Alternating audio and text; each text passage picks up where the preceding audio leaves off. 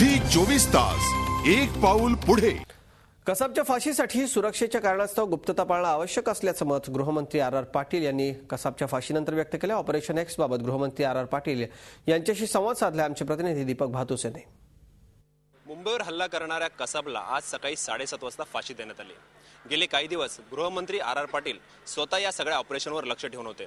या संदर्भात स्वतः चर्चा करण्यासाठी ते उपस्थित आहेत। पाटील साहेब, मला सांगा कशा प्रकारे हे सगळा प्लॅन एक्झिक्युटिव्ह करण्यात आला? ऑपरेशन एक्स असं नाव देण्यात आलं होतं, कशा प्रकारे गुप्तता पाळण्यात आली? एकतर अशा केसेसमध्ये नेहमीच गुप्तता ठेवली जाते।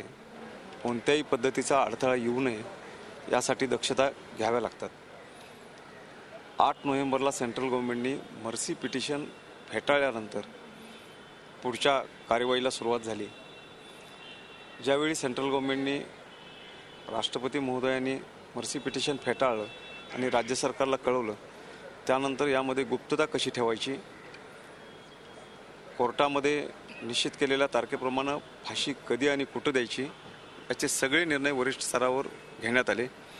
मुंबईमधून शिफ्ट कधी करायचं, फाशीची कोणती तयारी करायची, अतिशय जो प्लॅन वरिष्ठ अधिकाऱ्यांच्या बरोबर चर्चा करून ठरवण्यात आला होता तो 100% अतिशय यशस्वीपणाने इम्प्लिमेंट केला गेला।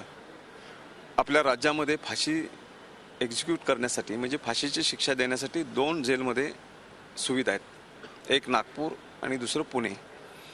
आता कसाब मुंबईमधल्या जेलमध्ये असल्यामुळं जवळचा जेल हा पुणे होता।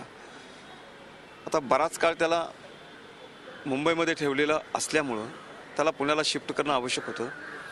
SRPF, फोर्स 1 आणि क्राईम शाखेच्या अधिकाऱ्यांनी चांगली सुरक्षा देऊन त्याला पुण्यामध्ये सोमवारी शिफ्ट केलं होतं आणि पुण्यामध्ये तर सगळ्या यंत्रणा सज्जच होत्या। आता फाशी देण्यासाठी एक प्रकारची स्पर्धाच होती। प्रत्येक जण त्याला फाशी देण्यासाठी उत्सुक होता की ही संधी आम्हाला मिळावी म्हणून। त्यामुळे राज्य सरकारला फार काय करावं लागलं अशी नाही, घटना घडलेली गंभीरच होती, याबद्दल दुमत नाही।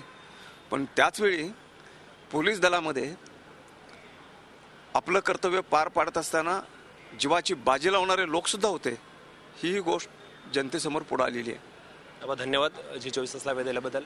एकूणच देशावर आणि राज्यावर हल्ला करणाऱ्या देशद्रोही अतिरेक्याला आपल्या देशात फाशी होऊ शकते हे दाखवून देशाने एक प्रकारे अतिरेक्यांना आणि दहशतवाद्यांना एक संदेशच दिला म्हणावा लागेल। व्हिडिओ जर्नलिस्ट प्रकाश चव्हाणसह दीपक भातुसे, झी 24 तास, मुंबई। झी 24 तास एक पाऊल पुढे।